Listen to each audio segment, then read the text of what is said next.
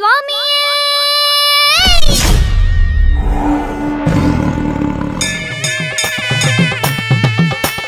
சாமியப்பா ஐயப்பா சரணமப்பா ஐயப்பா வந்தோமப்பா ஐயப்பா வாரோமப்பா ஐயப்பா சுவாமியே ஐயப்போ ஐயப்போ சுவாமியே சுவாமியப்பா ஐயப்பா சரணமப்பா ஐயப்பா ஐயப்பா ஐயப்பா பில்லாளி வீரனே வீரமணி கண்டனே வீரமணி கண்டனே பில்லாளி வீரனே சுவாமியே ஐயப்போ சுவாமியப்பா ஐயப்பா சரணமப்பா ஐயப்பா அம்மாவாசா ஐயப்பா பந்தனதாசா ஐயப்பா பில்லாளி வீரா வீரமணி கண்டா பில்லாளி வீரா சுவாமியே ஐயப்போ ஐயப்போ சாமியே சமையப்பா.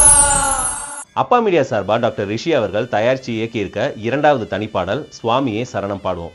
ஒன்னு இல்ல ரெண்டு இல்லைங்க, இந்த பாடல்ல கிட்டத்தட்ட 10 நகைச்சுவை நடிகர்கள் நடிச்சிருக்காங்க. சமீபத்தில் இதனுடைய படப்பிடிப்பு கேரளாவில் இருக்க குமுளியில தான் நடந்துச்சு. நடிகர்கள் தங்களுடைய அனுபவத்தை பத்தி அவங்களே சொல்லியிருக்காங்க. வாங்க கேட்போம். அப்பா மீடியா நேயர்களுக்கு வணக்கம். நான் உங்கள் விஜய் மோனிஷா. இன்னைக்கு எங்கே இருக்கோன்னு பார்த்தீங்கன்னா, நம்ம லக்ஷனா ரிஷியோட செகண்ட் ஆல்பம் சாங்கான சுவாமி சரணம் பாடுவோம் அப்படின்ற ஷூட்டிங் ஸ்பாட்டில் தான் இருக்கோம். சாங் நல்லாயிருக்கு, மியூசிக் நல்லா பண்ணியிருக்காரு, சிங்கரும் பாடகி நல்லா பாடியிருக்காங்க. லொக்கேஷன் ரொம்ப அருமையாக இருக்குது. கேமராமேன் நல்லா ஷாட்லாம் டிஃப்ரெண்ட்டாக வைக்கிறாரு. நேற்று கருப்பணன் சாமி கோயிலில் ஷூட்டிங் எடுத்தோம்.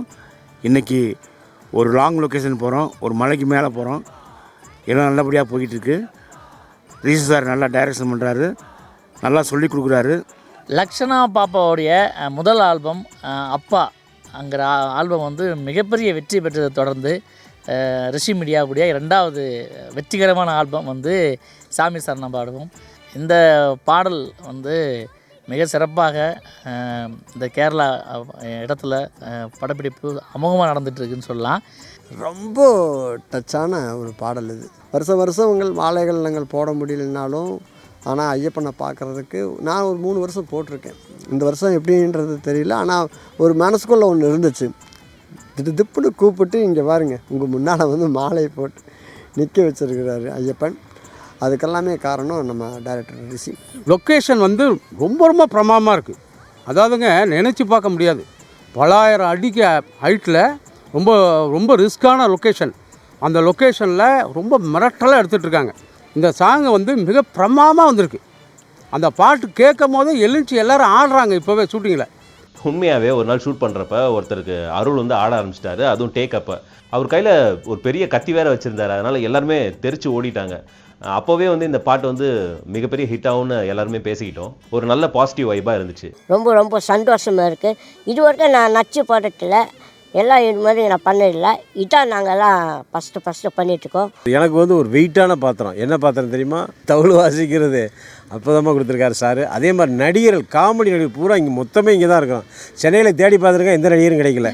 அதாவது பாபாலட்சுமி வந்திருக்காப்புல, அப்புறம் விஜய கணேஷ் வந்திருக்காரு, அடுத்து சுகுமார் வந்திருக்காரு, அப்புறம் கொட்டாச்சி வந்திருக்காரு, அடுத்து சின்ன குள்ளன் அவன் வந்திருக்காப்புல, அப்புறம் நம்ம ராஜாதிராஜ் வந்திருக்காப்புல, தென்னாலி வந்திருக்காப்புல. இவ்வளோ பேர்களை வச்சு 10 நடிகரை வச்சு எங்கள் முதலாளி மிக அற்புதமாக சாமி சரணம் பாடுவோம். நீங்கள் அந்த பாட்டை கேளுங்க, மிக பிரமாக இருக்கும். இத்தனை நடிகர்கள் கூட சேர்ந்து நானும் ஒரு சின்ன ரோலில் நடிச்சிருக்கேன். முழுக்க மலை பிரதேசத்திலே ஷூட் பண்ணதுனால பயங்கரமான குளிர். குறிப்பாக சொல்லணும்னா, இதுக்கு முன்னாடி ரிஷி சார் டைரக்ட் பண்ணியிருந்த எங்க அப்பா பாடலில் பார்த்தீங்கன்னா, அவரோட பொண்ணு லக்ஷனா ரிஷி பல ரிஸ்கான லொக்கேஷன்ஸில் ரொம்ப அசால்ட்டாக நடிச்சிருந்தாங்க. அது பெரிய ஸ்க்ரீனில் பார்க்கும்போது ரொம்ப பிரமிப்பாக இருந்துச்சு. இந்த பாட்டிலையும் அதே மாதிரி பல ரிஸ்கான இடங்களில் ஷூட் பண்ணியிருக்கோம். ரொம்ப டெடிகேஷனோடு நடிச்சிருக்காங்க. ஒரு நாள் நைட் 2 மணிக்கு ஷூட் பண்ணோம். பயங்கரமான குளிர், 2 மணி இல்லையா, அதனால் கம்பளியெல்லாம் போத்திட்டு நடுங்கிட்டே இருப்பாங்க. கரெக்டாக டேக்குன்னு சொன்னால் போதும், கம்பளியை எடுத்து பக்கத்தில் அசிஸ்டண்ட்டை கொடுத்துட்டு அசால்ட்டாக நடிக்க ஆரம்பிச்சிருவாங்க.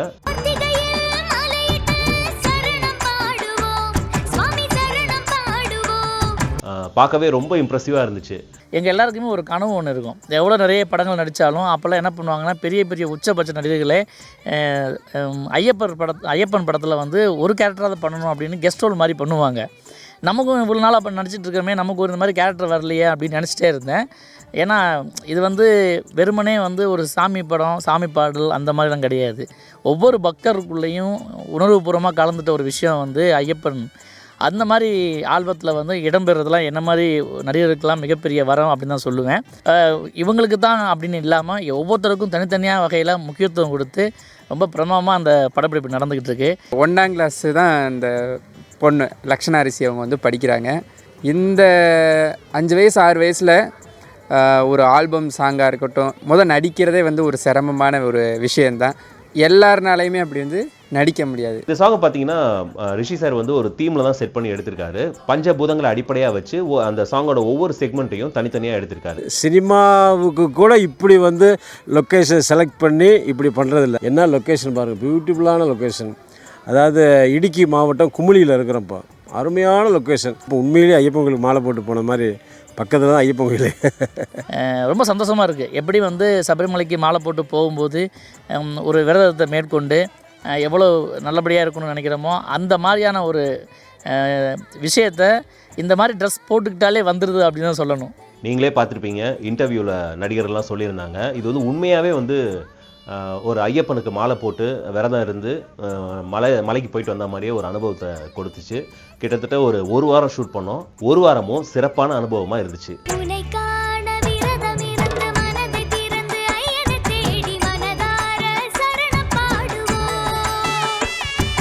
லக்ஷு பாப்பா எப்படி இருக்கீங்க? நல்லா இருக்கேன்க்கா. உங்களோட ஆல்பம் சாங் சுவாமியே சரணம் பாடுவோம் வந்து ஒரு நல்ல லொக்கேஷனில் வந்து போயிட்டுருக்கு. எப்படி போயிட்டுருக்கு? ரொம்ப நல்லா இருக்குக்கா. எல்லா பிளேஸும் மற்றவங்களுக்கும் பிடிச்ச மாதிரி இருக்குது, நம்மளுக்கும் பிடிச்ச மாதிரி இருக்குது. கண்டிப்பாக உங்களுக்கும் பிடிக்கும். நீங்களும் பார்த்தா அதுக்கு சப்போர்ட் பண்ணுங்கள். சுவாமியே சரணமையப்பா. சாமியே சரணமையப்பா. சாமியே சரணமையப்பா. சாமியே சரணமையப்பா. சுவாமியே சரணமையப்பா. சாமியே சரணமையப்பா. சுவாமியே சரணமையப்பா. சுவாமியே